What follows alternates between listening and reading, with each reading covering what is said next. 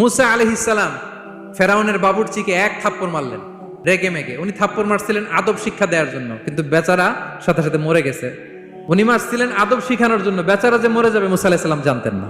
এখন দেখে সব গুনাহ, সেটা তো মরে গেছে, অক্কা পাইছে। উনি দিলেন দৌড়। মুসা আলাইহিস সালাম দৌড়াতে দৌড়াতে প্রাণ ভয়ে চলে গেলেন আরেক সীমান্তে, মিশর ছেড়ে আরেক এলাকায়। যে দেখে কিছু লোক ধাক্কাধাক্কি করে তাদের উটগুলোকে পানি খাওয়াচ্ছে, আর দুইটা মেয়ে পাশে চুপ করে বসে আছে। উনি বুঝতে পারলেন মেয়েগুলো এই ইয়াং ছেলেদের সাথে ধাক্কাধাক্কি করে টিকতে পারবে না। উনি এগিয়ে গেলেন, বললেন তোমরা পানি খাওয়াবা ওটদেরকে? হ্যাঁ খাওয়াবো, আসো। উনি ওটগুলো নিয়ে সবাইকে সরিয়ে পানি খাইয়ে দিলেন, মেয়েরা চলে গেল।